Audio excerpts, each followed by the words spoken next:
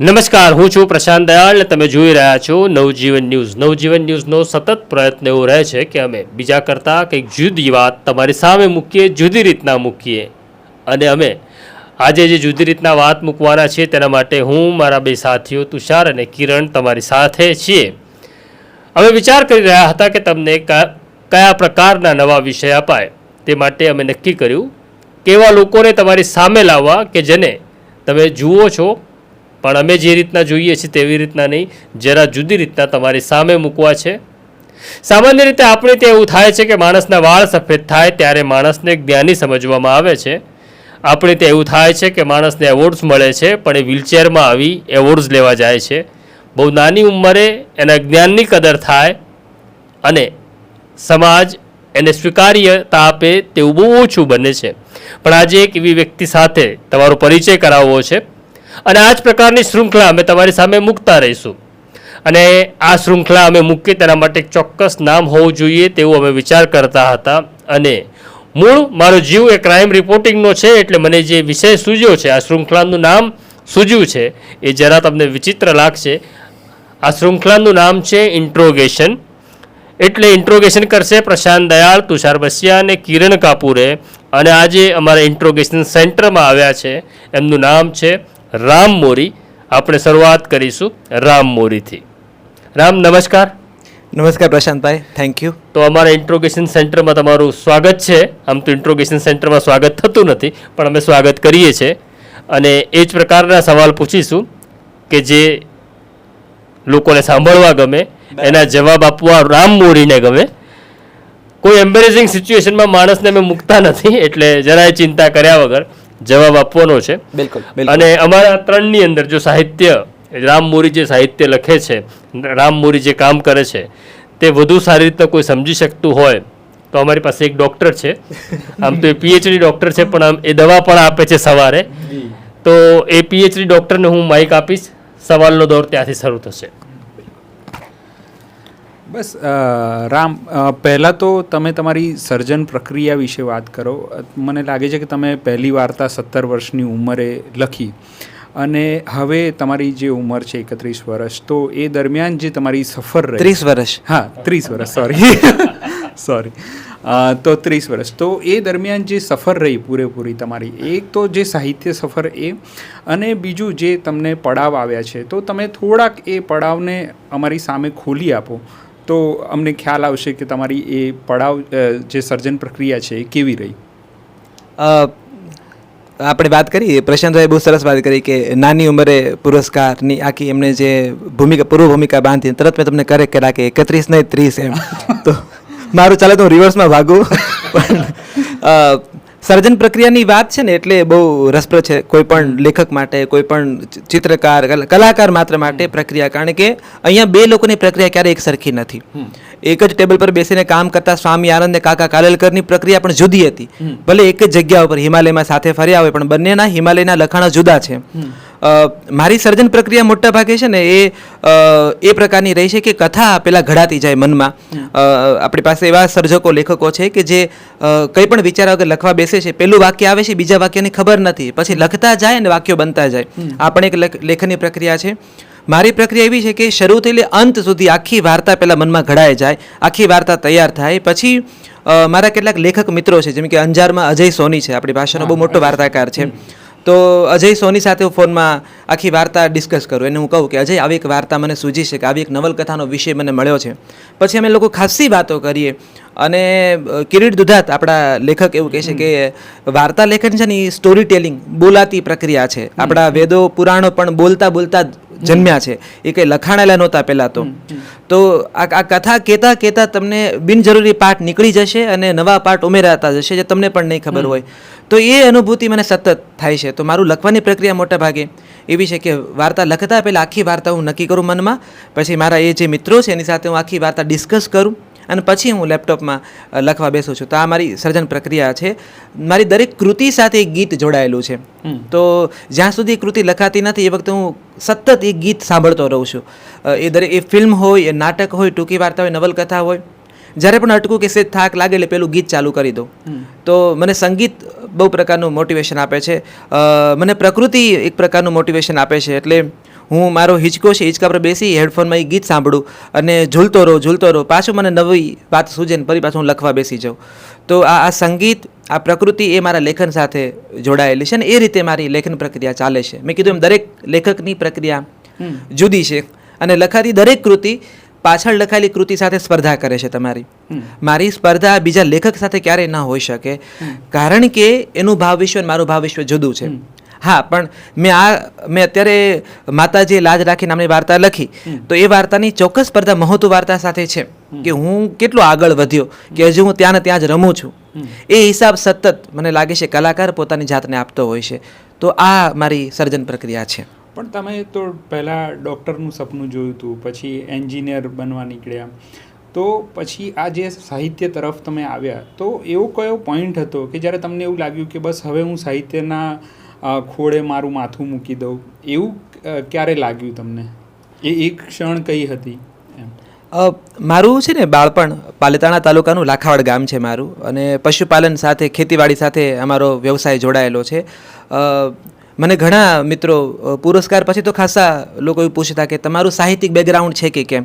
આપણે ત્યાં હંમેશા બેકગ્રાઉન્ડ તરત ચેક કરીએ કે આનું ક્યાંથી આ મૂળ આવ્યા છે. પણ હું માનું છું કે આપણા જે બાપ દાદાઓ છે ને એ બધા નહીં લખતા બેસ્ટસેલર લેખકો છે. એમની પાસે કથાઓ કેટલી બધી છે. તમે ખાલી તમારા બાપુજીને પૂછો ને કે તમે મારી ઉંમરના હતા ત્યારે શું કરતા હતા, અને તમે જો વાર્તા ચાલુ થાય આખી સ્ટોરી ટેલિંગ. તમારી બાને તમે પૂછો ને કે બા તું પરણીને આવી અહીંયા ત્યારે દાદાનું ઘર કેવું હતું, એટલે વાર્તા ચાલુ થઈ જશે. તો સ્ટોરી ટેલિંગ તો આપણા પાયામાં છે. મારા દાદાનું નામ કેસર દાદા અને એના બાપુજી મઘા દાદા. તો એ 115 વર્ષ મારા મોટા દાદા જીવ્યા અને મારા દાદા પણ હમણાં 3 વર્ષ પહેલાં એમનું મૃત્યુ થયું. દાદા પણ મારા 95 વર્ષ સુધી હેલ્ધી જીવન જીવ્યા છે. એ લોકોનો બહુ મારી પર પ્રભાવ હતો કારણ કે હું સતત એમની સાથે ડાયલોગ કરતો. મારા દાદીમાં છે દેવબા, એની સાથે મારી વાત થાય. મારા બાપુ છે. મારું છે ને બાળપણથી મારું કમ્યુનિકેશન બહુ હતું મારા વડીલો સાથે. મારા બાપુજીની 7 ફૈબાઓ છે, એ બધી ગુજરાતના અલગ અલગ ક્ષેત્રમાં સાસરીએ છે. એ બધી ફઈઓ સાથે મારા ડાયલોગ થાય. અમે આખો મોટો સંયુક્ત પરિવાર છે, 30-32 જણાનો, એક ડેલામાં રહીએ છીએ. તો હું બહુ ફેવરિટ ચાઇલ્ડ હતો બધા માટે કારણ કે હું સતત વાતો કરતો બધા સાથે. મને સતત જાણવાની જિજ્ઞાસા રહેતી. એ વખતે મને ખબર નહોતી કે આ બધો એક કાચો માલ મારી પાસે ભેગો થઈ રહ્યો છે. વાંચન સાથે મને બહુ રસ પડેલો. ફૂલ પાંદડીનો સેટ આવતો એ વખતે જેમાં જોડાક્ષર હોય, ડુંગર ઉપર ડોશી, એને ત્યાં આવ્યા જોશી. તો આ બધા ફૂલ પાંદડીના સેટમાં મને રસ પડતો. કાર્ટૂન મને બહુ ગમતા. આજે કોઈ બાળક કાર્ટૂન જોઈને તો એના પેરેન્ટ્સને હું એમ કહું કે એને જોવા દેજો કાર્ટૂન, કારણ કે કાર્ટૂનમાં કલ્પના શક્તિ બહુ અદ્ભુત છે. હવે સમય એવો આવ્યો છે 2024માં કે તમારે ધ્યાન એ રાખવું પડે છે કે તમારું બાળક કયું કાર્ટૂન જુએ છે. કારણ કે હવે એવા કાર્ટૂન પણ આવે છે જેની ઉંમરને છાજે નહીં, એવા કાર્ટૂન પણ શરૂ થયા છે. તો આ કાર્ટૂનનો બહુ પ્રભાવ હતો. જંગલ બુક હોય કે મોગલી હોય, એ બધી કથાઓ. અને વાર્તાના ખોળે હું આવ્યો. મારા શિક્ષક જે.બી. ચૌહાણ સાહેબ, મારા ગામમાં 1 થી 7 ધોરણ વચ્ચે એક જ માસ્તર હતા. પહેલાં રજની દાદા હતા, રજનીભાઈ પંડ્યા, પણ એ રજની દાદા રજની વ્યાસે નિવૃત્ત થયા અને પછી આ જોરશંકભાઈ ચૌહાણ સાહેબ હતા કન્ટિન્યુ. તો 1 થી 7 ધોરણ વચ્ચે માત્ર એક જ શિક્ષક. અને લાખાવાડ ગામમાં એક જ અમારો ઓરડો ભણવાનો. એ ઓરડામાં એ આચાર્યનું ખુરશી રે, ટેબલ રે, એ જ ઓરડામાં રમતગમતના સાધનો હોય, એ જ ઓરડામાં અમે બધા બેઠા હોઈએ. વરસાદ આવે એટલે 1 થી 7 ધોરણ એક જ ઓરડામાં. પછી લીમડા નીચે એક ધોરણ ભણે, પીપળા નીચે, આ આખું એવું. પણ અમને છે ને અભાવ છે ને એવું સમજ ક્યારે પડી નહોતી કારણ કે મારા માસ્તરે એ પ્રકારે આખું એજ્યુકેશન સિસ્ટમ તૈયાર કરી હતી. અત્યારના હું પ્રાથમિક શાળાના શિક્ષકોને જાઉં તો મને દયા જ આવે રીતસરની કે ભણાવવા છે બધું જ એની પાસે કરાવવામાં આવે છે કે એ બાળકો ભણી લેશે, એ તો કામ ટ્યુશનનું છે. અમારી પાસે શિક્ષકો પાસે નિરાંત બહુ હતી ભણાવવાની. એક જ શિક્ષક હતો પણ એની પાસે નિરાંત હતી. એટલે એ કેવી બુદ્ધિ વાપરે કે 7મા ધોરણનો પાઠ ભણાવે ત્યારે 6ઠા, 5મા, 4થા, 3જાના બાળકોને બેસાડે અને કે તમે પણ સાંભળો ગુજરાતી કવિતા. વરસાદ આવે અમને બધાને બેસાડી દે અને આખું વરસાદનું ગીત ગવડાવે. ઉનાળો હોય, વંટોળે વાતા હોય ત્યારે વંટોળનું ગીત ગવડાવે. પછી 7મા ધોરણમાં જે બાળક સૌથી હોશિયાર છે એને 6ઠું ધોરણ ભણાવવા આપે. 6ઠ્ઠામાં જે સૌથી હોશિયાર છે એને 5મું ધોરણ ભણવા આપે. કારણ કે હોશિયાર છે એટલે એને ક્લાસ મિસ કર્યા એવું નહીં થાય. તો આખું સર્કલ આ રીતે ચાલતું. અને અમારી પ્રાર્થના સભા 1.5-2 કલાકની ચાલતી કારણ કે એમાં સ્ટોરી ટેલિંગ, એમાં રામાયણ મહાભારતની વાતો કરે. પાછા એ જે.બી. ચૌહાણ સાહેબ પાછા સ્વાધ્યાયમાં માનતા. તો જે પાંડુરંગ શાસ્ત્રી દાદાએ જે આખો સંપ્રદાય આખો વિકસાવ્યો છે સ્વાધ્યાય, હવે એ બ્યુટી એટલી છે કે એ પ્રકૃતિની ખૂબ નજીક છે આખો સંપ્રદાય. એટલે અમને હોમવર્કમાં બોર ખાવા લઈ જાય, અમને કેરીઓ પડવા લઈ જાય, અમને નદીએ નાવા લઈ જાય, અમને સાવરણા પકડાવીને કે ચલો ગામની સફાઈ આપણે કરવાની છે. આ બધું અમને પ્રાથમિક શાળામાં મળ્યું કે ગામમાં બધા શેરીમાં પાણી ઢોળતા હોય, કચરો નાખતા હોય તો મારા માસ્તર કંઈ ઘરે ઘરે કહેવાના છે એમ કે છોકરાઓ સાવરણા લઈને આવો, આજે તમારે હોમવર્કમાં લેશનમાં બધાય ગામ સફાઈ કરવાની છે. એટલે નાના નાના છોકરાઓ સાવરણા લઈ ગામ સાફ કરતા હોય એટલે જે વડીલો છે, બહેનો છે, એને બિચારા સંકોચ લજ્જા આવે કે આપણે કચરો નાખીએ છીએ અને છોકરાઓ ભણવાના બદલે સાવરણા પકડે છે. તો કચરો બંધ થઈ ગયો. ઉકરડા, કારણ કે પશુપાલનનું ગામ મારું એટલે ઉકરડા તો સીધા રસ્તામાં આવી જાય, છાણવા સીધું. એટલે માસ્તર શું કરાવે, છોકરાઓ પાણા પકડો અને ઉકરડાની બોર્ડર બનાવો, એક લાલ ખડીનું એક સફેદ ચૂનાનું આપણે બોર્ડર બનાવીએ. તો છોકરાઓના કામ કરતા જોઈ લોકો સમજી ગયા કે છાણ રસ્તામાં નહીં નાખીએ. પછી ગામનો મોટો હવાડો, ત્યાં જ બધા ઢોર પાણી પીવે, ત્યાં જ બહેનો કપડાં ધોવે. તો હવાડામાં લીલ બાજી જાય, સમયાંતરે તમારે લીલ સાફ કરવી પડે. તો કોઈ કરે નહીં, કારણ કે આ તો સંયુક્ત છે.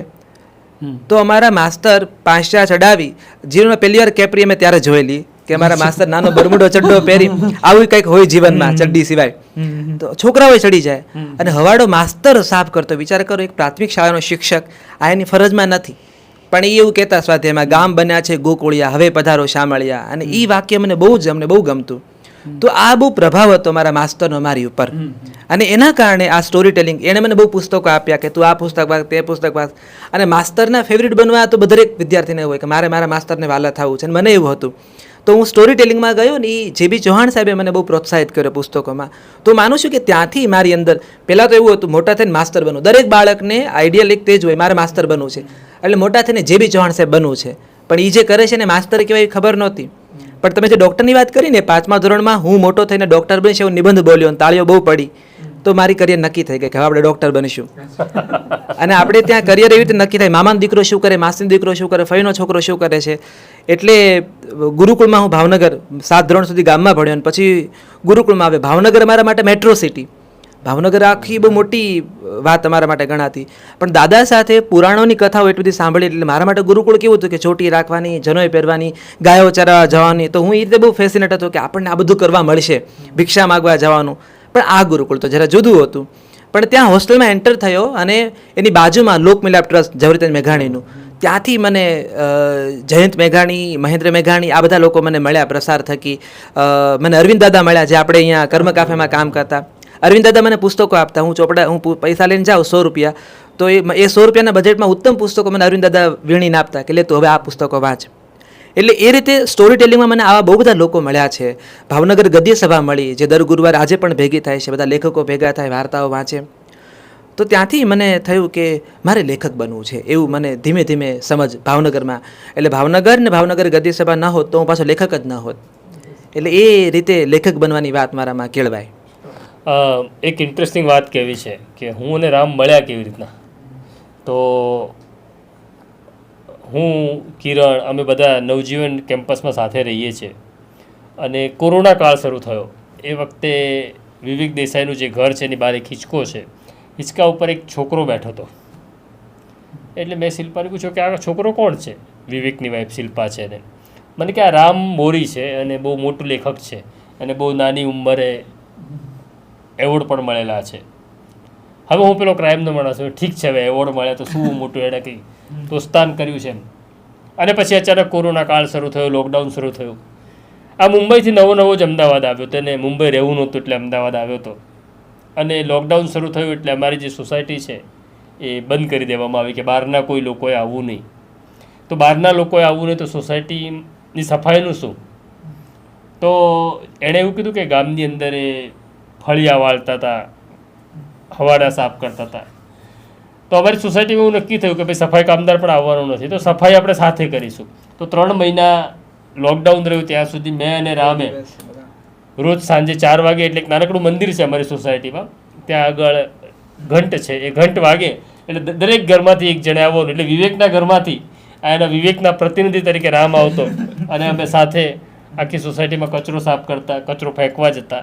એટલે અમારી પહેલી મુલાકાત કચરો સફાઈથી શરૂઆત થઈ હતી.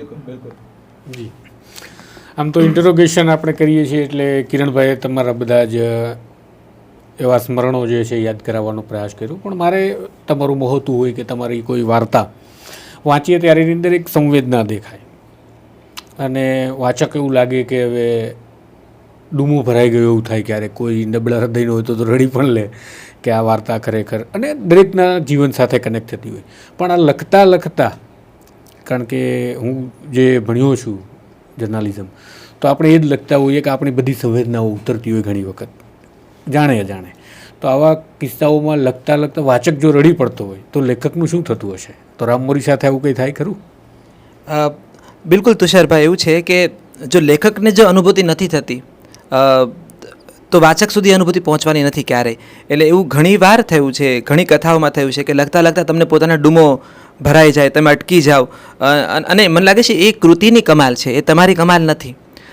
હું એવું બહુ માનું છું સ્પષ્ટપણે કે કથાઓ તમને પસંદ કરે છે, તમે કથાને ક્યારેય પસંદ નથી કરી શકતા. અને આપણા વેદોની ઋચાઓ એ વાતને બહુ સમર્થન આપે છે કે કથાઓ બ્રહ્માંડમાં તરતી રહે છે, એ તમને માધ્યમ શોધે છે. અને ઋચાઓ એવું કહે છે કે એ તમને 3 તકો આપે છે કથા, કે હવે હું તારી પાસે આવીશ, તું લખ. અને 3 કથામાં એ 3 સાઇનમાં જો તમે નથી સમજતા, તમારી પાસે કથા જતી રહે.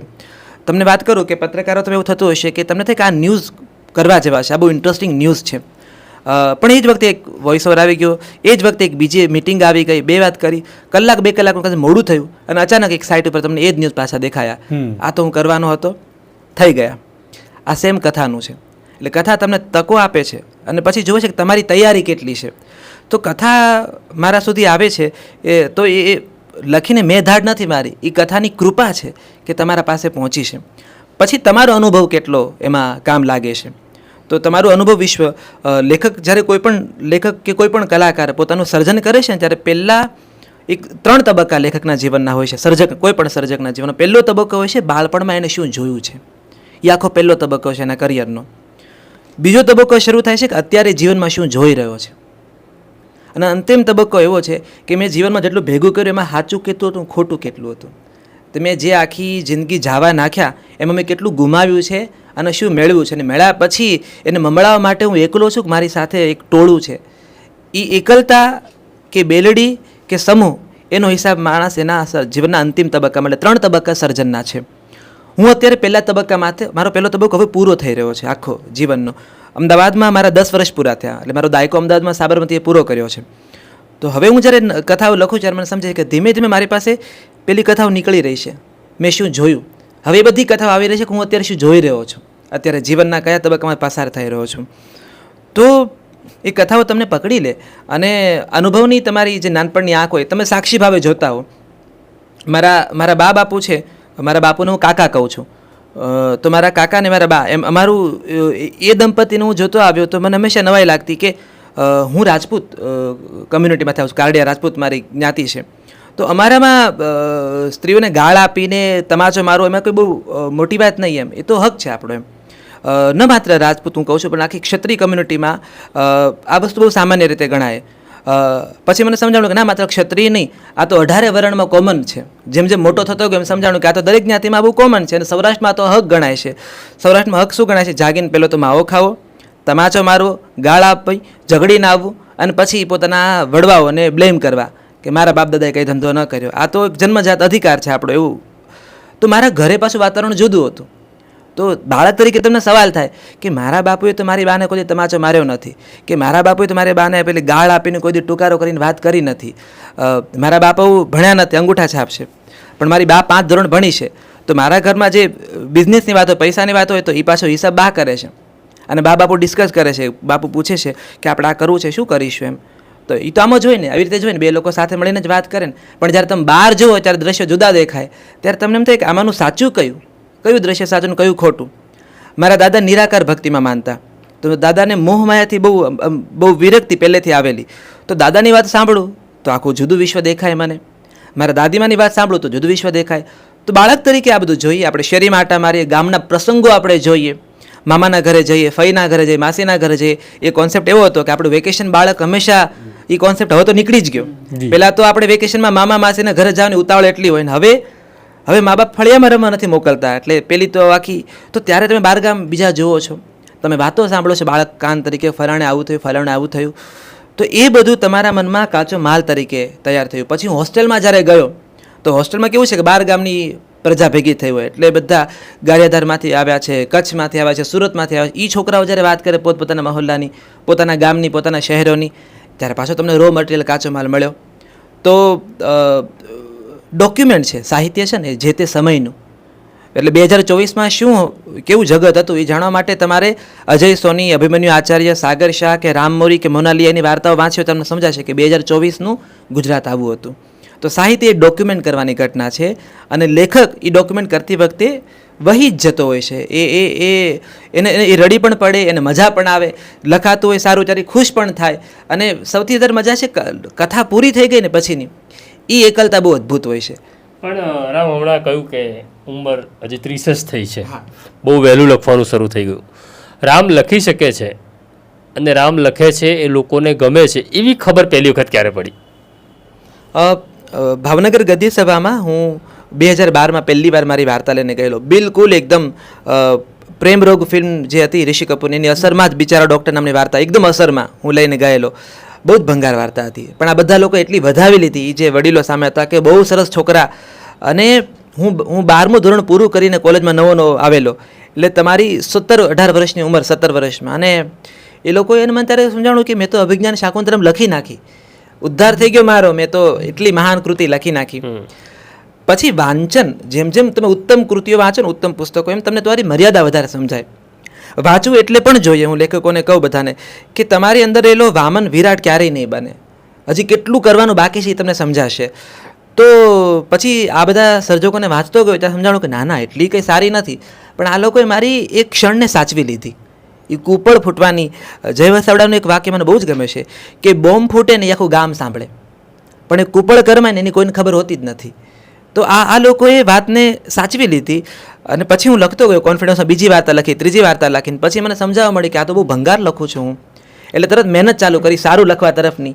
અને પછી હું કહું મહેન્દ્રસિંહ પરમારને, શક્તિસિંહ પરમારને, માય ડિયર જયુ, અજય ઓઝા, નીતિન ત્રિવેદી, આ બધા જિગ્નેશ જાની ભાવનગરના લેખકો કે વધારે સારું લખી શકાય એના માટે શું કરું? તો કે હજી આ વાંચ, તું આ કૃતિ વાંચ, આ કૃતિ વાંચ.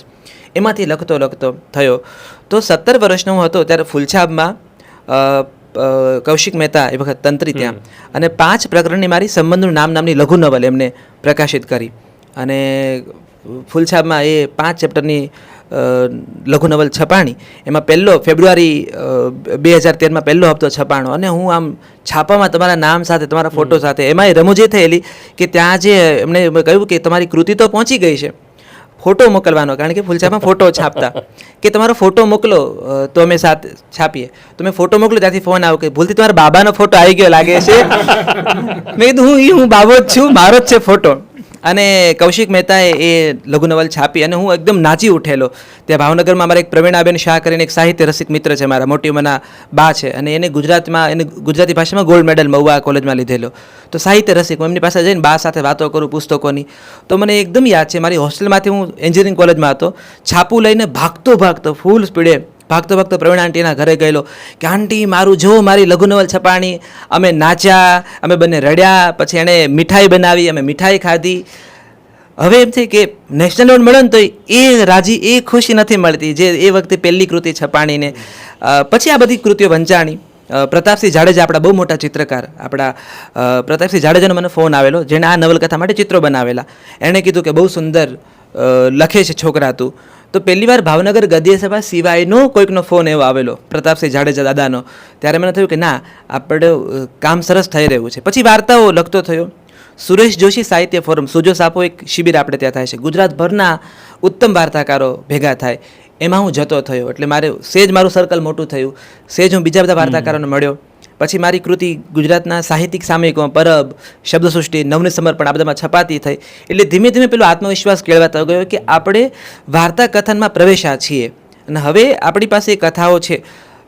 મજાની વાત હવે એ કરું કે મને ખબર નહોતી કે હું જે કથા કરું છું એ પહેલાં તો બીજે બધા જાવા નાખતો હતો, પણ મહેન્દ્રસિંહ પરમાર, શક્તિસિંહ પરમાર, ચુનીલાલ મડિયા, માય ડિયર જયુ અને કિરીટ દુધાત આ એવા વાર્તાકારો છે જેણે મને સમજાવ્યું કે તું પહેલાં તારી કથા કે, તું મંગળ ગ્રહ પર પાણી છે કે એની કથા પહેલાં ન કર, તું તારા ડેલાની કથા કે, તારા ગામની કથા કે, તારા સમાજની કથા કે, કારણ કે એ કથા તારાથી ઉત્તમ રીતે બીજું કોઈ નહીં કહી શકે, કારણ કે તારી કથા છે. એ સત્ય સમજતા મને 5 વર્ષ લાગ્યા. અને પછી મેં એ કથા શરૂ કરી અને પછી એ કથામાં જ્યારે અવાજ ઝીલાયો અને મેં નક્કી કર્યું હતું કે મેઘાણીમાં ઘમર વલોણું છે, પણ હવે હું કથા લખું છું તો ઘમર વલોણું ન હોય, કારણ કે 2018ની કથા છે તો મારે ઇલેક્ટ્રિક વલોણું રાખવું પડશે. હવે મારે ટેલિવિઝન ટીવી જોતી મેગી ખાતી છોકરીઓ બતાવવી પડશે, ડોક્યુમેન્ટની વાત જે કરું છું. તો એ વાત ઝીલાણી અને મને આત્મવિશ્વાસ કેળવાયો કે હા, મારી કથા લોકોને ગમી રહી છે. એ આત્મવિશ્વાસ ધીમે ધીમે ત્યાંથી શરૂ થયો. તમે સ્ત્રીની સંવેદના, મનોભાવ ને સમસ્યાઓને તમારી વાર્તાઓમાં રજૂ કરો છો, તો એ સ્ત્રીઓના જે મનોભાવ છે એ તમારે અનુભવવા માટે પ્રયત્ન કરવો પડે છે કે આમ અનાયાસે લખાય તમારાથી, કારણ કે તમે જે અનુભવ્યું છે એ બહુ તીવ્રતાથી અનુભવ્યું છે, એટલે એ શું છે એ સર્જન પ્રક્રિયા જે જ્યાં સ્ત્રીની વાત આવે છે ત્યાં? ખોડીદાસ પરમાર નામના એક ઉત્તમ ચિત્રકાર આપણે ત્યાં, એમણે એક વાર બહુ સરસ વાત કરેલી કે કલાકારનું જેન્ડર નથી એવું કહેતા એ, કે કલાકાર છે ને એ જેન્ડર એમ નીકળી ગયો છે જ્યારે કૃતિનું સર્જન કરતો હોય છે ત્યારે. મેં પેલી વાત કરી ને તમે શું જીવ્યા છો, એ પહેલો તબક્કો આખો મારો આખો સંયુક્ત પરિવારનો ડેલો, પેલી બધી ફઈબાઓ, મારી બાની હું ખૂબ નજીક, મમ્મીની, મારી દાદીમાં, મારા નાનીમાં, મારી મોટી બા, મોટી કાકી, બધી બહેનો, પછી મારા માસીની 5 દીકરીઓ, માસી મારા ઘરની એકદમ બાજુમાં, સગ્ગા માસી. તો આ બધું જે ક્લબ હતું ને એની સાથે મારો બહુ જ બોન્ડ હતો, કારણ કે હું બોલતો, ખૂબ વાતો કરતો, એ લોકોની વાતો સાંભળતો, એ લોકોના ગીતો સાંભળતો. મને ગુજરાતી પરંપરાના લોકગીતો, લગ્ન ગીતો, ધોળ, પદ, હાલરડા, મરસિયા એ બધું આવડે છે એનું કારણ આ આખું ગ્રુપ છે. તો એ ક્યુરિયોસિટી, અને માણસને ગમે ને કોઈને સાંભળવા માટે બેઠું છે, એની પાસે સમય છે સાંભળવા માટેનો. મારી પાસે ભરપૂર સમય હતો, કારણ કે આઉટડોર ગેમ મને આવડતી નહોતી. મારો ભાઈ બધા ક્રિકેટ રમે, એ લોકો મને કોઈ ટીમમાં રાખતા નહીં, કારણ કે મને તો બેટ પકડતા જ ન આવડતું. એક જ ગેમ રમતા, ચોર પોલીસ, જે ભાગવાની હોય ડુંગરાઓમાં, નદીઓમાં ભાગવાની, એ રમતમાં મને તરવાનો મને શોખ. તો ગામની મારી રજાવળ શેત્રુજી નદીમાં ભૂસકા મારીને ભેંસો જોડે ખૂબ તર્યા. એ સિવાયની આઉટડોર ગેમમાં રસ નહીં, એટલે કાં તો ચોપડીઓ હોય, કાં તો ટીવી હોય ને કાં તો વાતો હોય. તો એ વિશ્વ મારી અંદર બહુ નજીકથી મેં એ વાતો, એ વિશ્વને મારામાં ધીમે ધીમે ટીપે મધ ભેગું થાય એમ ભેગી થયેલી. એટલે લખતી વખતે આ બધી વાતો વહેલા આવતી તરત જ. તો કારણ કે એટલી સાંભળીતી કથાઓ, એટલી, અને ગુજરાતી સાહિત્યમાં જ્યારે તમે ઉત્તમ સર્જકોને વાંચ્યા હોય, મળિયા, પન્નાલાલ, મેઘાણી, ધૂમકેતુ, તો એ બધી એ વાંચન તરત હેલ્પ કરે. એટલે નારી સંવેદનની કથાઓ એટલે બહુ જલ્દી મારી પાસે આવી, કારણ કે મારો ઉછેર મારી બાએ બહુ કોન્શિયસલી નથી કર્યો. એટલે મારે આ રંગ પહેરવો છે તો તું આ રંગ ન પહેર, કેમ કે છોકરાઓ ન પહેરે, એવું મારી બાએ, એવું હવે સમજાય છે કે મારા મા બાપે મને કોઈ દી ટોક્યો નહોતો. એવું હવે સમજાય છે કે એ લોકોએ મને ક્યારેય રોક્યો નહોતો કે તારાથી લગ્ન ગીતો ના ગવાય, કે તારા લગ્ન ગીતો ના સંભળાય, તારે શું કામ રાંદલના લોટા સાંભળવા છે, આવું મને ક્યારેય ટોક્યો નહોતો કોઈ ડેલામાં. એટલે મને એવું સમજાય છે કે બહુ પ્રોટેક્શન હતું મારી આસપાસ, બહુ પ્રોટેક્ટિવ એટમોસ્ફિયરમાં હું મોટો થયો છું, જ્યાં જેન્ડરને લઈને એટલી કોન્શિયસનેસ નહોતી. અને એ હોત ને તો હું બોન્સાઇન ટ્રી હોત, માપી ગણીને આમ કાપેલું ઝાડું હોત, જંગલી ઝાડું ન હોત. પણ આ બધા લોકોએ મને છૂટો દોર આપ્યો. અનફોર્ચ્યુનેટલી અત્યારે એજ્યુકેટેડ મેટ્રો સિટીમાં બાળકોને આ સવલતો નથી જે મને મળી છે, કે તારાથી રડાય નહીં, શું છોકરોને જેમ રોવા બેઠો છે, કે ગીતો ના ગવાય, આપણે તો છોકરો છે, આવું મને નહોતો રોકવાનું ટોકવામાં આવ્યો. એના કારણે હું માનું છું કે મારી કલ્પના શક્તિ બહુ પ્રચંડ રીતે વિકસી. અને જે આત્મવિશ્વાસ તમને મળે ને તમારા અવાજમાં, એ આત્મવિશ્વાસ તમારા વડીલોનો જ હોય હંમેશા. બહારથી તમે ઉછીનો લેતા નથી, વારસામાં આત્મવિશ્વાસ મળે બાળકને. એ આત્મવિશ્વાસ આ વડીલોએ મને આપ્યો હતો કે તું જે છે, જેવો છે, તારી ડુપ્લિકેટ વર્ઝન બીજું નથી, એટલે તારું વર્ઝન તારે બેસ્ટ બનાવવાનું છે. અને આ બહુ પરોક્ષ રીતે, ક્યારે બેસીને આમ ખાટલે બેસાડીને જો બેટા, આવું ક્યારેય નથી થયું. તો કદાચ એટલા માટે આ બહુ નારી સહજ જે વાતો છે ને બહુ ઇઝીલી મારી પાસે પહોંચે છે. તો તમારી જે કંઈ વાર્તાઓ છે, જે સર્જન છે, એમાં વાસ્તવિક પાત્રોમાંથી આવ્યા છે કે પછી તમે કલ્પનાઓ ઘડી છે એમાંથી આવ્યા છે એ પાત્રો? એની થોડીક વાત કરો. જો સર્જન છે ને હંમેશા કલ્પન અને વાસ્તવનું મિશ્રણ જ છે. માત્ર નર્યું કલ્પન હોતું નથી, માત્ર વાસ્તવ હોતું નથી. કોઈ સર્જક એમ કે હું લખું છું એમાં મારી આત્મકથાના ખંડો નથી, ખોટી વાત છે, હોય જ. એના વગર તો તમે ના જ લખી શકો. તમે જે જીવ્યા છે એ અંદર આવવાનું જ છે, તમે જે આંખે જગત જોયું છે એ આવવાનું છે. સૌરાષ્ટ્રના આવા કેટલા, મેં આજે વાતો કરી તો આજે સ્ત્રીઓની પરિસ્થિતિની વાત કરીએ, હવે પાછું ચિત્ર બદલાઈ રહ્યું છે અત્યારે, રાઇટ નાવ. હું અત્યારે ગામડાઓને જોઉં છું, અત્યારે મોબાઈલના કારણે આખું કલ્ચર બદલાઈ રહ્યું છે. અભિવ્યક્તિની સ્વતંત્રતા જે આવી, નેટ સસ્તું થયું છે, અને એના કારણે જગત હથેળીમાં ખુલી ગયું છે. જગત ખુલ્લું છે પણ ઘરનો ઉંબરો ને મોહ હજી ખુલ્યો નથી. એટલે હથેળીમાં એવું લાગે છે કે મારી પાસે એ ફ્રીડમ છે કે એમ કદાશાને જોઈ શકું છું, હું રેખાને પણ જોઉં છું, હું સોનિયા ગાંધીને પણ જોઉં છું અને હું સુનિતા વિલિયમ્સને પણ જોઉં છું. સો એ એક થયું છે કે હું આ કરી શકું.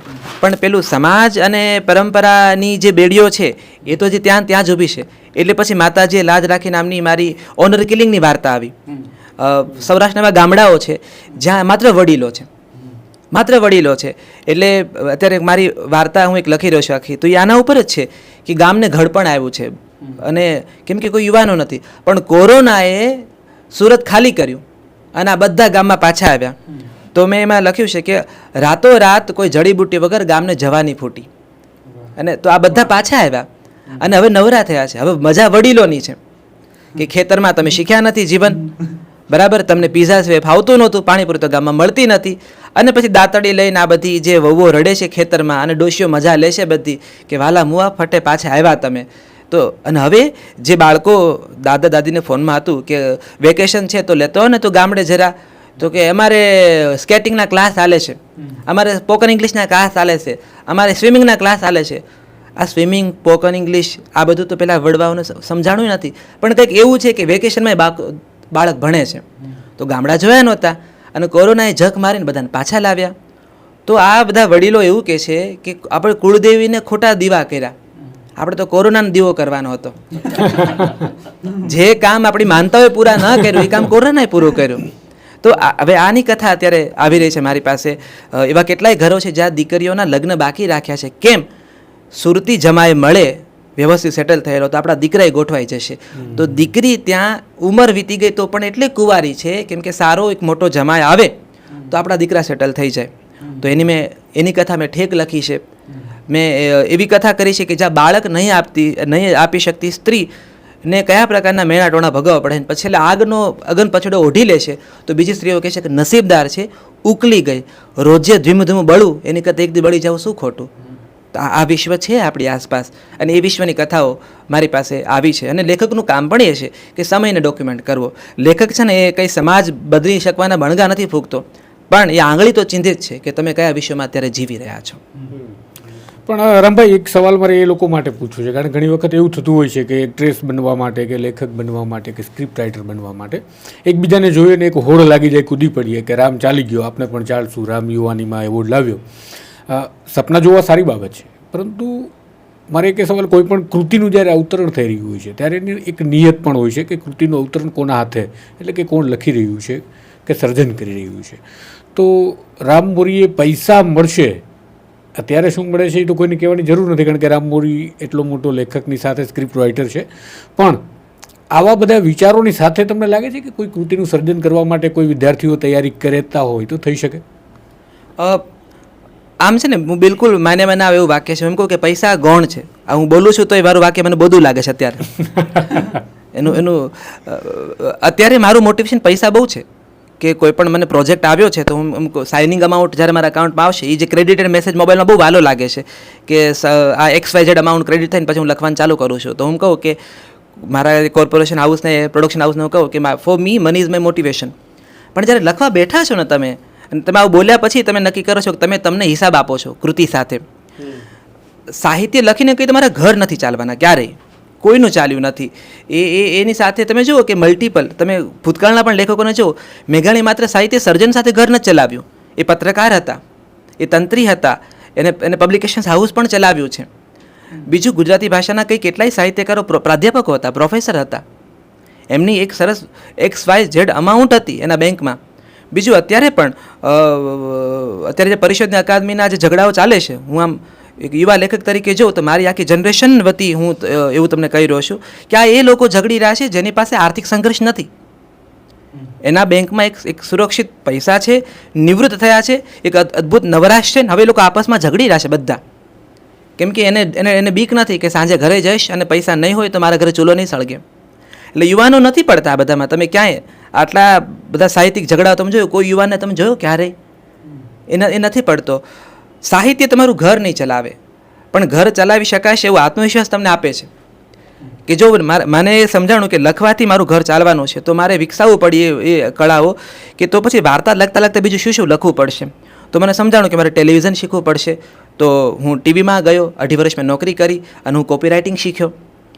મને સમજાણું કે મારે રેડિયો પણ લખવું પડશે, મને સમજાણું મારે એડવર્ટાઇઝમેન્ટ લખવી પડશે, મને સમજાણું કે મારે સિનેમા પણ લખવું પડશે.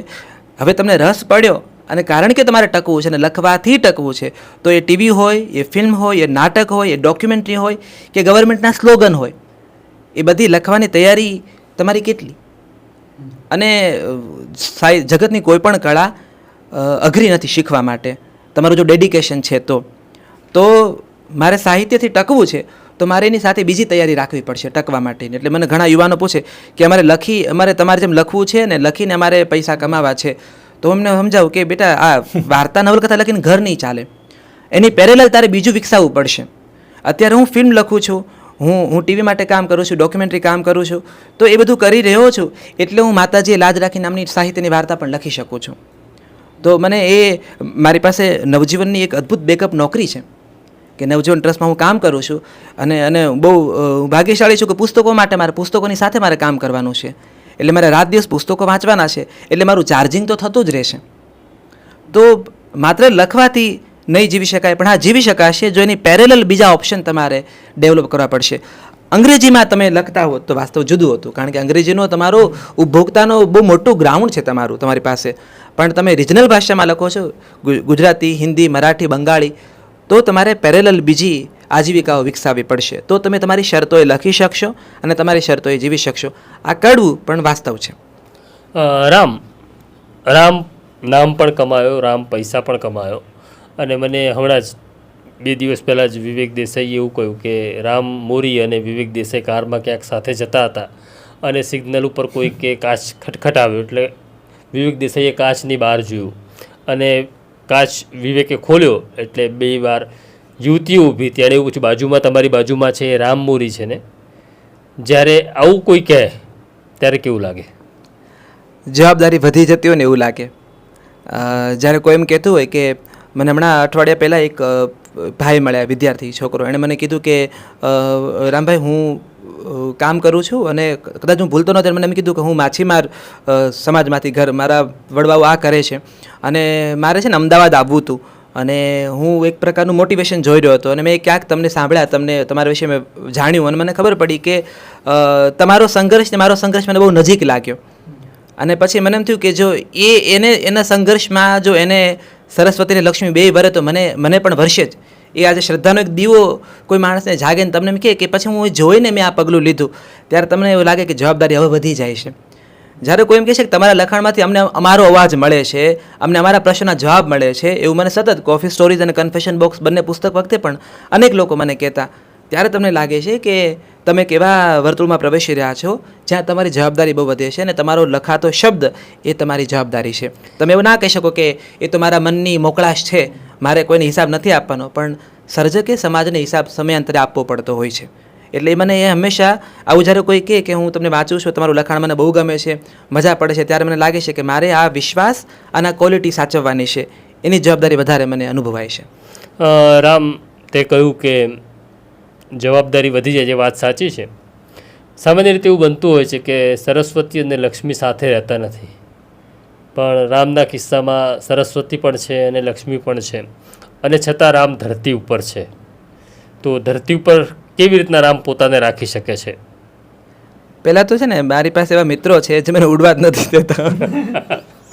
એટલે તમારી આસપાસ વિવેક દેસાઈ, શિલ્પા દેસાઈ, પ્રશાંત દાળ, આ બધા પડોશીઓ હોય તમારી આસપાસ જે સતત તમને એમ કહેતા હોય કે આમ તમને વાસ્તવિક રિયાલિટી ચેક આપતા હોય. નહીં પણ એવું છે પ્રશાંતભાઈ કે ત્યાં તમારું હોમ ગ્રાઉન્ડ, તમારું બેકગ્રાઉન્ડ બહુ તમને, હું હંમેશા છે ને એવા મા બાપને બહુ કહું કે તમારા સંઘર્ષો તમારા સંતાનોને કહો, બિલકુલ કહો. તમે માત્ર બેંક બેલેન્સ ના બતાવો, તમારી પીડાનું બેલેન્સ પણ તમારા સંતાનોને બતાવો. એટલા માટે કે બાળકને બિલકુલ ખબર હોવી જોઈએ કે મને આ મળ્યું તૈયાર ભાણું નથી. જો સંતાનને મા બાપના ઘા ખબર હશે, મા બાપના આંસુ ખબર હશે, તો એને સમજાઈ જશે કે મને મળેલી આ સફળતા કે આ લક્ષ્મી કે આ ઓળખ એ બહુ જ ક્ષણિક છે અને લોકપ્રિયતાથી મોટો છેતરામણો શબ્દ બીજો કોઈ નથી. આપણે ત્યાં એવા અનેક ઊભા થયેલા અને આ જગતમાં તમારું રિપ્લેસમેન્ટ તૈયાર છે હંમેશા. તમે નથી તો પણ બાપુ ગાંધી ગયા તો પણ ભારત ઊભું છે, ટાગોર ગયા તો પણ ભારત ઊભું છે, અને આપણે બધા નહીં હોય તો પણ ભારત ઊભું રહેશે. સમય છે ને એ પોતાનો હિસાબ લે છે, સમય પોતાનો હિસાબ આપે છે, સમય પોતાના જરૂરી ટેકા પણ સમય જ ઊભો કરે છે. ત્યારે હું એવું માની લઉં કે હું સર્વે સર્વા છું અને હું છું તો આ છું, તો એ જગત બહુ ભ્રમ છે. ત્યાં તમારા વડવાઓની વાતો પણ તમને બહુ સમજાય કે આ લક્ષ્મીનું વજન તમને બહુ વધારે લાગશે જ્યારે એને પોટલી ઉચકવા માટે બીજો હાથ તમારી પાસે નહીં હોય. તો ધરતી ઉપર રહેવાનું કારણ એ છે કે તમારો પરિવાર, તમારા મિત્રો, તમે કોની આસપાસ જીવો છો એ વાસ્તવ સાથે તમે જેટલા જોડાયેલા હશો એટલી તકલીફ તમને ઓછી પડશે. અને હું બીજું માનું છું કે લક્ષ્મી કરતાં સરસ્વતી બહુ ચંચળ છે. લક્ષ્મી બિચારી બહુ ભોળી છે. એ તો અલક્ષ્મીને સ્વલક્ષ્મીના કોન્સેપ્ટ છે જ, પણ સરસ્વતી સૌથી વધારે ચંચળ છે. જે ક્ષણે સરસ્વતીને સમજાય છે કે મારું હોવું આ માણસ પોતાના અંગત સ્વાર્થ માટે ઉપયોગ કરે છે, જ્યાં એ કહી રહ્યો છે ત્યાં એની પોતાની ક્લેરિટી નથી અથવા પોતે માનતો નથી, પણ લક્ષ્મીના ભારથી મારો ઉપયોગ કરી રહ્યો છે, એ મોમેન્ટે સરસ્વતી જતી રહે. અને એનો દાખલો એ છે કે કેટલાક લેખકોના પુસ્તક વાંચીને તમને થાય કે પહેલાં જેવી મજા નથી આવતી. આવું તમે કોઈ પત્રકારને સાંભળે તેમ થાય કે હવે એની વાતમાં વજન નથી પડતો. કોઈ ચિત્રકારને જોઈએ આપણને થાય કે સરસ ચિત્ર બનાવ્યું છે પણ પહેલાં જેવા શેપ નથી. હવે સંગીતકારને જોઈએ કે એનો અવાજ સેજ બદલાણો એવું લાગે છે. આ એ સાઇન છે કે સરસ્વતી છટકી ગઈ. તો સરસ્વતી તમને સતત જોતી હોય છે અને જોયા જ કરે તમને ટગર કે તમે તમારા અંગત સ્વાર્થ માટેનો ઉપયોગ કરી રહ્યા છો કે તમે ખરેખર કથાના ઉત્થાન માટે કામ કરો છો. એટલે સરસ્વતી ડરે નહીં એ બીકે પણ તમારે ઓનેસ્ટ રહેવું પડતું હોય છે. રામ, તમારો પ્રથમ પડાવ છે જે પૂરો થઈ રહ્યો છે, તમે કીધું જેમ શરૂઆતમાં વાત થઈ, તો એની જે કથાઓ છે એ તો તમારી ગામડાથી કે તમારું જે બાળપણ વીત્યું એમાંથી આવી, પણ અત્યારે જે નેક્સ્ટ પડાવ છે એની કથાઓ ક્યાંથી આવી રહી છે? એટલે તમે અત્યારે કેવું જીવી રહ્યા છો જેનાથી તમને આગળની કથાઓ મળશે એમ? મેં કોફી સ્ટોરીઝ જે પુસ્તક લખ્યું એમાં 51 લઘુકથાઓ છે. એમાં ઓલરેડી આ કથાઓ શરૂ થઈ ગઈ હતી. અમદાવાદ, મુંબઈ, દિલ્હી, કોલકાતા, જ્યાં મારું નિયમિત ટ્રાવેલિંગ છે એ ભૂગોળની કથાઓ મારામાં આવવાની શરૂ થઈ ગઈ.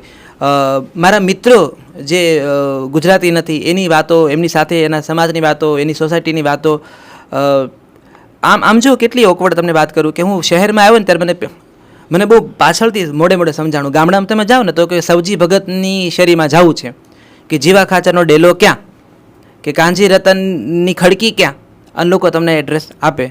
મને બહુ નવાઈ લાગતી કે શહેરમાં નંબરથી ઓળખાય બધા. આમ તમે જુઓ ને માણસ નંબરથી ઓળખાય છે કે કયા નંબરમાં રહો છો તમે. આ એક સીધો મને બદલાવ લાગતો. તમારી પાસે મોબાઈલ નંબરમાં તમે જુઓ 99 આંકડા પૂરા થયા, 98, 96, હવે 84, હવે 74, 70માં આપણે પ્રવેશી રહ્યા છીએ. આપણે બધા નંબર ગેમમાં જતા રહ્યા છીએ. તો સોસાયટી બદલાઈ રહી છે, પ્રશ્નો બદલાઈ રહ્યા છે બાળકોના, અત્યારે મા બાપના પ્રશ્નો બદલાઈ રહ્યા છે. હવે આપણી પાસે એક એવો સમાજ ઊભો થયો છે જ્યાં કમ્યુનિકેશન નથી. અચ્છા, કમ્યુનિકેશનના સાધનો છે, ભરપૂર છે. એક જ પરિવારમાં 7-4 લોકો રહે છે અને વોટ્સઅપ ગ્રુપ છે પરિવારનું જ. અને વોટ્સઅપ ગ્રુપમાં એટલી જ વાત થાય કે આજે કયું શાક બનવાનું છે, કે આજે જમવામાં કોની રોટલી બનાવું, કોની રોટલી ના બનાવું. ડાયલોગ જતા રહ્યા છે આપણા લોકોમાં. બાળક એવું માની જ લેશે કે મારા બાપા મને સમજવાના નથી, અને મમ્મી એવું માની જ લેશે કે મારી સાડી કોઈ વખાણવાનું નથી, કે દીકરો એવું માની જ લેશે કે મારી કરિયર મારા પેરેન્ટ નથી સમજવાના. પેલાનો આઈફોન છે મારા આઈફોન જોઈએ છે, પેલાને આ એક્ટિવા છે મારા આ એક્ટિવા જોઈએ છે. એન્ટર થઈ ગયા છે ને આપણે બધા એ જગતને જોઈ રહ્યા છે. ડાયલોગ કપાઈ રહ્યા છે. અને આ ડાયલોગ એ મેં કીધું એમ બાળકનો બહુ મોટો આત્મવિશ્વાસ છે હવે પછીની હરણફાળમાં, હવે પછીના જગતમાં જવા માટે. 12 પાસ કરીને તમે કોલેજમાં એન્ટર થાવ એટલે આખું એક અલગ જ વિશ્વ તમારી સામે ઊભું છે. ત્યારે તમારા પેરેન્ટ્સની વાતો, તમારા મા બાપની વાતો તમને કોઈ સમજાવે કે તું બહુ સ્પેશિયલ છે. દીકરીને દીકરાને કહે કે તું બહુ ખાસ છે મારા માટે, તું જેવો પણ જેવી પણ છે, અને તું તારી જાતને ઓછી કે ઓછી ન જ આંકતો કે ન આંકતી. આ વાત છે ને બાળક સાંભળવા માટે તરસી ગયું હોય છે હંમેશા. પણ એ જોવે છે કે મા બાપની આંખમાં અપ્રુવલ નથી મળી રહ્યું, અને સતત માસીનો છોકરો મામાની દીકરી ફઈની છોકરી સાથે કમ્પેરિઝનમાં જીવે છે. એક આખી પેઢી તૈયાર થઈ રહી છે. સામે મા બાપને એવું છે કે બાળકો વાત નથી કરતા. અમને પેરેન્ટ્સ મિટિંગમાં મા બાપને લઈ જતા હવે બાળકોને શરમ લાગે છે કે તમે બહાર ઊભા રહેજો, અથવા મમ્મી પપ્પાને કેટલી શિખામણ આપવામાં આવે છે કે તમે આવા તૈયાર થઈને આવજો, આટલી વાત ન કરતા, ટીચરને આ સવાલ તમે ના કરતા. તો ક્યાંક બાળકને શરમ આવવા મળી છે પેરેન્ટ્સમાંથી. મારા મા બાપ બરાબર અંગ્રેજી નથી બોલતા તો મારી ઇમ્પ્રેશન કેવી પડશે. તો એક એવો સમાજ આપણે ઊભો કરી રહ્યા છીએ. આપણી શ્રદ્ધા ઉડી રહી છે સંબંધોમાંથી. તો મને છે કે આ જે આ લેખકનું કામ છે એના પર અંગુલી નિર્દેશ કરવાનું કે આપણે એક અલગ સમયમાં પ્રવેશ કરી રહ્યા છીએ. એ કથાઓ હવે મારી પાસે આવી રહી છે. તમારું અનુભવ વિશ્વ છે એ તમારી પાસે કથાઓ લાવે. એ કથાઓ કન્ફેશન બોક્સ અને કોફી સ્ટોરીઝ આ બંને પુસ્તકમાં આ જ કથાઓ આવી. ત્યાં હવે મહત્વની કથાઓ ના આવી. ગામડું સેજ નીકળી ગયું મારી પાસેથી. અને હવે હું ગામની કથા કરું છું તો 2024ના ગામની કથાઓ કરું છું જ્યાં ઝઘડાઓ ડાયરાને લઈને છે. પોતપોતાના ડાયરાના ફેવરેટ આર્ટિસ્ટ છે એને અને કેવા ઝઘડાઓ, હાથ પગ ભાંગી નાખે એવા ઝઘડાઓ. અને પેલા બે તો બધા ચા પીતા હોય મોજમાં, એની રીલો બનતી હોય. અને અહીંયા એના અનુયાયીઓ, હું અનુયાયી શબ્દ જ વાપરીશ, ફેન ક્લબની અનુયાયીઓ એને હાથ પગ ભાંગી નાખ્યા હોય. ઘરમાં ટોયલેટ નથી, સરકારે ટોયલેટ માટે પૈસા આપ્યા છે પણ એ ટોયલેટના પૈસામાં એને ઓરડીઓ બનાવી નાખી છે નિરણ ભરવાની, બરાબર છે. અને પછી ટોયલેટ નથી બન્યું અને પછી એ સ્ત્રીઓને ડબલા લઈને બહાર જવું પડે છે. ત્યારે ગામના કહેવાતા ઊંચી જ્ઞાતિના લોકો બુલેટ લઈને ખાસ નીકળે છે કારણ કે એ ટાઈમમાં સ્ત્રીઓ ટોયલેટ માટે નીકળી છે. આ 2024ની કથા હું તમને કહી રહ્યો છું. પછી જ્યારે આ પુરુષોને ખબર પડે છે કે અમારી સ્ત્રીઓ આવી રીતે ટોયલેટ ગઈ છે ને પહેલાં લોકો બુલેટ લઈને જોવા નીકળ્યા હતા તો બાધે સામસામા ને હાથ પગ ભાંગી નાખે, પાછા એડમિટ થાય, 50,000નું દવાખાનાનું બિલ ભરશે પણ પેલું 20,000નું ટોયલેટ નહીં બનાવે અને વાતો આબરૂની કરે છે સામસામા. તો આ એક ગુજરાત આપણી સામે ઊભું થઈ રહ્યું છે. નવરાશ સૌથી મોટું હવે આવનારા સમયમાં આપણા સમયની કસોટી છે નવરાશ. મોબાઈલ હાથમાં છે અને એ મોબાઈલે ઘાણ કાઢ્યો છે આખી એક પેઢીનો. અને એ નવરાશ, એ બેરોજગારી અને હવે અમને કહેવાની સત્તા મળી છે એ અવાજ અમારો, એ ખબર નહીં કયો કાળો સમય ઊભો કરશે. એ મને સતત લેખક તરીકે વિચાર થાય કે હવે એક બહુ અલગ પ્રકારનો, કદાચ બહુ નકારાત્મક લાગશે મારી વાત તમને, પણ હું જોઈ શકું છું કે એક બહુ અલગ ડાર્ક ઝોનમાં પ્રવેશ કરી રહ્યા છે. કેમ કે નવરાશ છે, ફ્રસ્ટ્રેશન છે, નોકરી નથી એની. એક તૈયારી કરતો એક આખો વર્ગ હું જોઈ રહ્યો છું. પ્રશાંતભાઈ, ગામડામાં મા બાપને પૂછો ને કે તમારો દીકરો શું કરે છે, દીકરા ભણ્યા નથી એટલે મા બાપ એને તૈયારી કરવા મોકલી દે છે, વેવિશાળ થાય એટલા માટે. એટલે શું કહેવાય છે કે અમારો દીકરો તૈયારી કરે છે અને તૈયારી કરે છે એ વાત બહુ ધરપત લાગે છે મા બાપને, જાણે નોકરી મળી ગઈ. અને પછી 8 મહિના 7 મહિના એ છોકરાઓ મહેનત કરે છે, અંતે નોકરી નથી મળતી. એનું એક ફ્રસ્ટ્રેશન, ભરતી નથી આવી, નોકરી લાગી ગઈ છે પણ ઓર્ડર નથી આવ્યો એટલે ઘરે બેઠા છે. એ યુવાનોના સેલ્ફ ડાઉટ સ્ટાર્ટ થયા છે. એટલે મને એક બીક એ છે કે એવું ન થાય કે ક્રાઇમનો રેશિયો આ લોકોથી, એજ્યુકેટેડ સોસાયટી થકી એક ક્રાઇમનો નવો રેશિયો ઊભો થાય, ક્રાઇમની એવી અવનવી રીતો ઊભી થાય. મોબાઈલ છે એમની પાસે, ટેકનોલોજીનો સહારો લઈ એક એવી રીતો ઊભી થાય અને આ ફ્રસ્ટ્રેશન નીકળે ક્યાં?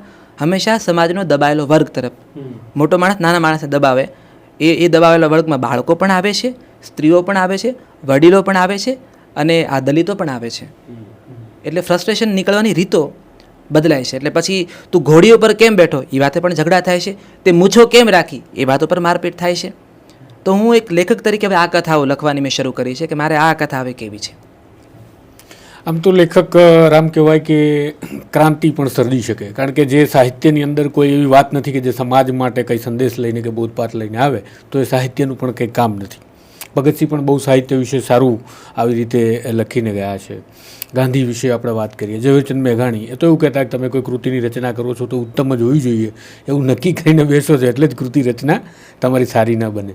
આ બધી વાતોની વચ્ચે મારે એક, કારણ કે બધા જ મુદ્દા વિશે તમે વાત કરો છો, બધા જ સંવેદનશીલ મુદ્દા છે, તો એવી કોઈ કૃતિની રચના સમયે કે જેણે રામ મોરીને હચમચાવી મૂક્યો હોય કે સંવેદનાને એ રીતે સ્પર્શ કરી દીધો હોય, તો એવી કોઈ ઘટના કે જેનાથી રામ મોરીને લાગ્યું હોય કે યાર ગજબ છે આ સાલું સમાજની અંદર, એવો કોઈ પ્રસંગ યાદ આવતો હોય તો? એટલે મેં જે બળતરા વાર્તાની વાત કરી કે જ્યાં બાળક નહીં આપતી સ્ત્રી અગન પછોડો ઓઢે છે અને બીજી સ્ત્રી કહે છે કે છૂટી ગઈ. કોઈ સ્ત્રી મરે એમ કે છૂટી ગઈ બિચારી, આ રોજની બળતરા કરતા એક દી બળી જવું શું ખોટું. વાવ નામની મેં એક વાર્તા લખી હતી જેમાં સ્ત્રીઓ વાવમાં જળમાં કૂદકો મારીને આત્મહત્યા કરે છે અને એ વસ્તુને બીજી સ્ત્રીઓ જસ્ટિફાઈ કરે છે કે એ વાવ સાંભળે છે, સમાજ નથી સાંભળે પણ વાવ સાંભળે છે. અને વાવમાં કંઈક એવું છે કે બધાના પ્રશ્નો ત્યાં શમી જાય છે. તો આમાંથી કથા ઊભી થાય છે. ઠેક નામની મેં વાર્તા લખી, એમાં મેં આપેલી વાત કરી ને કે તમને દીકરીની ઉંમર બાકી રાખી છે કેમ કે સુરતી ડાયમંડવાળો જમાઈ જોઈએ છે, એવો જમાઈ જે આપણા છોકરાઓને ઘંટીએ બેસાડી દે. તો મેં એમાંથી ઠેક નામની વાર્તા લખી કે શરીરના પોતાના આવેગો છે, શરીરની પોતાની જરૂરિયાતો છે પણ ઉંમર નીકળી રહી છે. અને પછી તમે અત્યારે એક્સ્ટ્રા મેરિટલ અફેર્સની કથાઓ તમે ગામડાઓમાં જુઓ તમે, અથવા મેરિટલ અફેર પણ ન કહો, અફેરની કથાઓ કહો, કારણ કે પરણ્યા નથી, ઉંમર નીકળી રહેશે અને શરીરના આવેગો, શરીરની જરૂરિયાતો છે અને એ સંતોષે છે. પછી એ સંતોષવામાં એ કંઈ સોસાયટી નથી વિચારતી, આબરૂ સમાજ નથી વિચારતી. તમે તો સોસાયટી જો આબરૂનું ના વિચાર્યું તો હું શું કામ તમારું વિચારું? અને એ ફ્રસ્ટ્રેશન નીકળે છે એમાંથી મેં ઠેક વાર્તા કરી. તો અને મેં જે તમને વાત કરી ડાયરાની એક નવી વાર્તા હું ઓલરેડી લખી રહ્યો છું. મારે એ ડાયરાની કથા કેવી છે, મારે પેલી આબરૂની કથા કેવી છે, જ્યાં ટોયલેટ નથી બનાવ્યું પણ એકબીજાના હાથ પગ ભાંગીને 50,000નું દવાખાનાનું બિલ ભરવું છે. અને કહે છે કે અમે અમારી આબરૂ સાચવી. અને પેલી સ્ત્રીને એટલો ગુસ્સો આવે છે જે વરને જમાડી રહી છે, એને ગરમ ગરમ દાળ ભાતની ચમચી ભરી વરના મોઢામાં જવા દીધી કે તું આબરૂની વાત કરે, 50,000નું દવાખાનાનું બિલ ભરે પણ 20,000નું ટોયલેટ તો નથી ઊભું કરી શકતો. તો આ બધી કથાઓ આવી રહી છે, આવશે જ. બીજું તુષારભાઈ તમને વાત કરું કે મહોતું વાર્તા સંગ્રહ દાદા મેં જ્યારે લખ્યું ને ત્યારે 2016માં એ સંગ્રહ પ્રગટ થયો. ત્યારે કોઈ એવું મને ખાસ ઓળખતા નહોતા લોકો, સાહિત્યિક સામયિકોમાં સાહિત્યકારો અને વિવેચકો ઓળખતા હતા. એ સંગ્રહ વાંચ્યા પછી બહુ બધા લોકોના ફોન મારા બાપુ ઉપર શરૂ થયા કે આ તમારો દીકરો કેવી વાર્તાઓ લખે છે. કારણ કે એ વર્ષોમાં હું જ્ઞાતિના નામ સાથે વાર્તાઓ લખતો હતો. કારણ કે મેં એવું વિચાર્યું કે મેઘાણી લખતા હતા ને પન્નાલાલ તો લખતા હતા ને મળિયા તો લખતા હતા ને તો આપણે લખી શકીએ ને. તો હું રાજપૂત, આહિર, રબારી, પટેલ, બધા મોચી, ચમાર બધાના નામ સાથે કથાઓ લખતો હતો. 2016માં હું લખતો હતો, 2024માં હું નથી લખતો. હવે જ્ઞાતિ, કારણ કે મારા મા બાપને એટલા ફોન જતા, મારા બાપુ મને કીધું હે બેટા તો એવું તે શું લખ્યું કે આ બધા એટલા ફોન કરે છે મને. અને એ જ કે આ તમારો છોકરો શું બેઠો છે, નાતને ભગવો બેઠો છે, અલગ અલગ જ્ઞાતિમાંથી ફોન જાય. ત્યારે મને એમ થયું કે આ તો મેઘાણી કેવી રીતે જીવ્યા હશે. જો અને 20-22 વર્ષની ઉંમરે મારે આ બધું સાંભળવું પડે. મારા બાપુ એમ કે બેટા તું લખ પણ તું નાતના નામ ન લખતો. સેન્સર બોર્ડ ત્યાંથી મારી સ્ટાર્ટ થઈ સોસાયટી તરફથી. પછી હવે તમે મજા જુઓ કે નેશનલ એવોર્ડ મળ્યો, જ્યારે અવોર્ડ મળ્યો, પુસ્તક ઉચકાણું, તો આ જ બધા લોકો પાછું સન્માન માટે કે અમારું ગૌરવ છે. તમે જ તો ફોન કરતા હતા, તમે જ તો મારા બા બાપુને આટલા બધા ઇમોશનલી હેરાન કર્યા છે કે આને કહો આવું ન લખે, આને કહો આવું ન લખે.